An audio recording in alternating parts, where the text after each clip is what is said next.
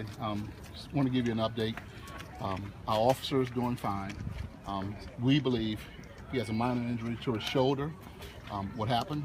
He heard gunfire while he was working a paid detail in this neighborhood patrolling. With the police chief and the mayor. And while working that paid detail, he heard gunfire, responded to it, proceeded towards it to investigate it. He saw this victim on the ground. He saw the perpetrator running away with what he believed was an assault rifle. This officer pursued that subject, who jumped into a white-colored, what we believe a luxury type car, like a Lexus or some type of car very similar, fled. He gave chase to it. At some point around the corner, the perpetrator fired at our officer while he was pursuing him. And so at that point, there's a bullet hole straight through the windshield. The officer sustained a minor injury to his shoulder. He's going to be fine, released in just a little while. But that vehicle got away. I'm told the officer actually, while injured, came back to check on this victim.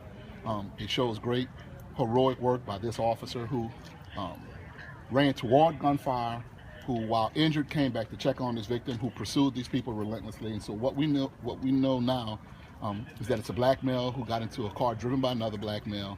They fled. We don't know where it is, but it's a white luxury vehicle, perhaps a Lexus. And so anyone with any information, please give us a call. Please call Crime Stoppers. Our officer ran toward this gunfire to save someone, to help someone, and now we need the community to come forward to help him. And of course, it's brazen on any note, but I mean, given it's 9/11, a day where we try to honor our first responders, how close to the vest does this hit for you? This is always very close to the vest. And so as we remember what happened on 9/11, we have a very heightened sense of awareness, as we should have all the time, but especially today.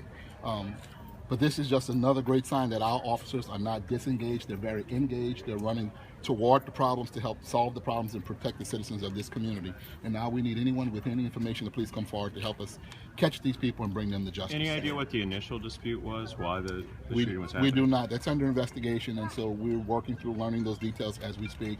But that's part of the homicide investigation right now. Chief, what do we know about the victim? I don't know anything right now from him. We're working to get that information. I'm going to leave that to our homicide detectives. I don't have any information about him, but as we get that, we're going to bring that to you just as soon as we get that information. What we gave you is what we know right now. It's a very fluid investigation, and we're getting details right now, but as we get them, we'll bring them to you. And was the officer actually hit by gunfire, or was he grazed by glass? That's still unknown, and so he's undergone x-ray.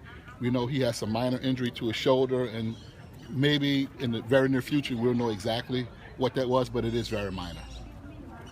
I mean, Landrieu, what do you have to say about this? I mean, this is... Well, first of all, today's September 11th, and I know that this is something that the entire country is thinking about, whether it's a terrorist attack, whether it's a hurricane, whether it's a public safety threat like this. I mean, we'll always have to be aware of our first responders. There's a lot of noise around the country about officers potentially running away from things. Our police officers are running to them. What this officer did today, I mean, thank God that he was grazed, but when you see the bullet hole in the car, you can know there's something really terrible that should have happened. Also, you can look around. This is a family neighborhood.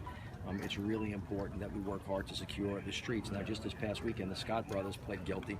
Another long series of indictments and convictions that we've gotten because we're getting after the most dangerous criminals. But the reason we're able to do those things is because the police are being aggressive and they're being great at what they do, but we have the cooperation of the community. So it's really important here that we make sure that the neighbors stay safe, these kids stay safe, and the way we're going to do that is to get out. So the officers are here. We actually have officers that live in this neighborhood. Everybody is here doing everything they're supposed to be doing. I'm really proud of them, and I'm very thankful that he's okay.